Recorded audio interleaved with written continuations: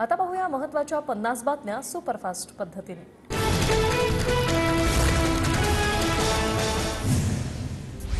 वळसे पाटलांचे निकटवर्तीय शेखर पाचुंदकरांचा शरद पवार गटाला पाठिंबा। पवार गटाकडून शेखर आंबेगाव विधानसभेची जबाबदारी त्यांना मिळण्याची शक्यता। मालेगावमध्ये काँग्रेस कार्यकर्त्यांना शोभा बच्छाव यांच्या विरोधात त्यांनी घोषणा दिलेल्या आहेत। तुषार शेवाळेंच्या भेटीसाठी गेलेल्या बच्छाव यांच्या समोर ही घोषणाबाजी झालेली आहे। बच्छाव यांच्या उमेदवारीला काँग्रेसमधूनच विरोध करण्यात आलेला आहे। नाशिकमधून काँग्रेसच्या तुषार शेवाळेंकडून ग्रामीण जिल्हाध्यक्ष पदाचा राजीनामा देण्यात आलाय। धुळ्यातून शोभा बच्छाव यांना उमेदवारी दिल्याने नाराजी आहे। अहमदनगरच्या श्रीगोंदामधील बीआरएसच्या घनश्याम शेलारांचा काँग्रेसमध्ये प्रवेश। घनश्याम शेलार काँग्रेसमध्ये आल्यानं निवडणुकीत निलेश लंकेंना फायदा होणार आहे। बुलढाण्यात महायुतीचे उमेदवार प्रतापराव जाधव यांच्या प्रचार कार्यालयाचं उद्घाटन। विविध मान्यवरांच्या हस्ते जिल्ह्यात 6 ठिकाणी प्रचार कार्यालय सुरू।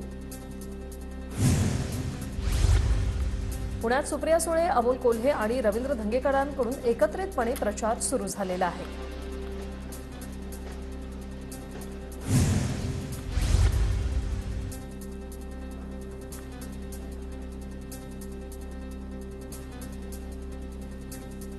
अर्जुन कुमार राठोड यांनी प्रकाश आंबेडकरांची भेट घेतली आहे। वंचितच्या अधिकृत उमेदवारांचा उमेदवारी अर्ज बाद झाल्यानंतर वंचितकडून अपक्ष उमेदवाराला पाठिंबा मिळण्याची शक्यता आहे।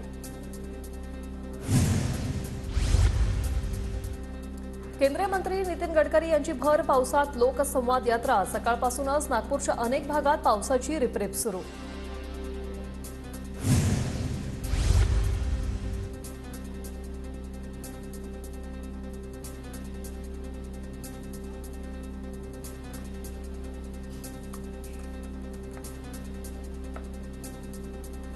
बुलढाण्यात अपक्ष उमेदवार संदीप शेळकेंच्या प्रचाराला सुरुवात। संत गजानन महाराजांच्या समाधीचं दर्शन घेत शेळकेंनी प्रचाराचा नारळ फोडला। रॅलीच्या माध्यमातून शेळकेंचं जोरदार शक्ती प्रदर्शन। महाविकास आघाडीचे हिंगोली लोकसभेचे उमेदवार नागेश पाटलांकडून प्रचाराला सुरुवात। माहूर गडावर नारळ फोडून प्रचाराला सुरुवात।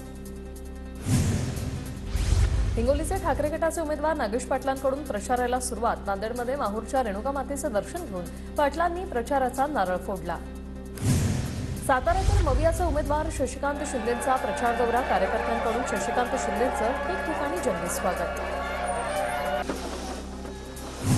वाशिम जिल्ह्यात पाणी टंचाईच्या समस्येमध्ये वाढ। जंगलात पाणी मिळत नसल्यानं वन्य प्राण्यांची पाण्यासाठी शोधाशोध।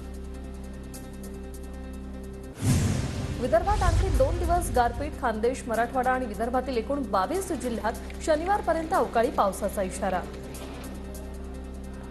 नांदेड जिल्ह्यात अवकाळी पावसामुळे अनेक भागात शेती पिकांचं नुकसान। हवामान विभागाकडून आणखी 2 दिवस अवकाळीचा इशारा। जळगावात वादळी वाऱ्यामुळे 35 गावांमधील 1309 हेक्टरवरील शेतशिवार बाधित। 10 घरांची पडझड। तातडीने पंचनामे करून नुकसान भरपाई देण्याची नुकसानग्रस्तांची मागणी। जळगावच्या जामनेरमध्ये महसूल विभागाकडून शेतमालाच्या नुकसानीचे पंचनामे सुरू। अवकाळीमुळे 1300 हेक्टर क्षेत्रातील पिकांचं नुकसान। जळगावमध्ये अवकाळीमुळे झालेल्या नुकसानग्रस्त भागात श्रीराम पाटलांकडून पाहणी। श्रीराम पाटील रावेर लोकसभेचे शरद पवार गटाचे उमेदवार। प्रचार दौरे टाळत पाटील शेतकऱ्यांच्या बांधावर। वर्ध्यात अवकाळी पावसामुळे उन्हाळी पिकाचं नुकसान। पीक उत्पादन शेतकऱ्यांच्या डोळ्यात पाणी। वर्धा जिल्ह्यात पुन्हा अवकाळी पावसाची हजेरी। पावसामुळे उन्हाळी पिकं धोक्यात। बळीराजाच्या चिंतेत वाढ।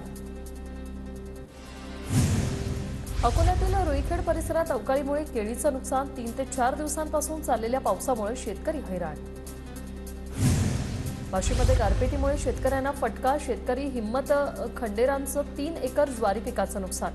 तात्काळ पंचनामे करून मदतीची मागणी।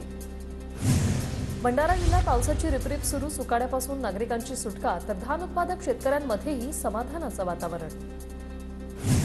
बुलढाण्यात वादळी वाऱ्यामुळे 2 एकरमधील मका जमीनदोस्त। पंचनामे करून नुकसान भरपाई देण्याची शेतकऱ्यांची मागणी। पुण्याच्या मावळमधील कामशेतमध्ये 4 दिवसांपासून पाणी। काही ठिकाणी पाणी पुरवठा नाही तर काही ठिकाणी अशुद्ध पाणी। नागरिकांच्या आरोग्याचा प्रश्न ऐरणीवर। पुणे शहरात सायबर चोरट्यांचा धुमाकूळ। ऑनलाईन फसवणूक करत दिवसभरात 1 कोटींचा गंडा। तर पुणे पोलिसांचे नागरिकांना सतर्क राहण्याचं आवाहन। राज्यात यंदाचा ऊस गाळप हंगाम अंतिम टप्प्यात. आतापर्यंत 108 लाख टन साखरेचं उत्पादन, गेल्या वर्षीच्या तुलनेत 3 लाख टन उत्पादन जास्त. पुण्यात बिबट्याच्या हल्ल्यात चिमुकलीचा मृत्यू. जुन्नर तालुक्यातील शिरोली खुर्द गावातील घटना. ग्रामस्थांमध्ये भीती. बिबट्याला तातडीने जेरबंद करण्याची मागणी. नांदेडमध्ये शेतकऱ्यांचे 2 एकर टोमॅटोच्या शेतीतून घेतले. त्यांनी लाखोंचं उत्पन्न, तर 3 एकर शेतीत कोबी काकडीचंही चांगलं उत्पन्न. बुलढाण्यातील मलकापूर बाजार समितीत केवळ व्यापाऱ्यांचा माल, शेतकऱ्यांचा माल उघड्यावरच. मलकापूर बाजार समिती व्यापाऱ्यांची की शेतकऱ्यांची, सवाल उपस्थित. लोकसभा निवडणुकीची आचारसंहिता लागू झाल्याने ग्रामीण भागातील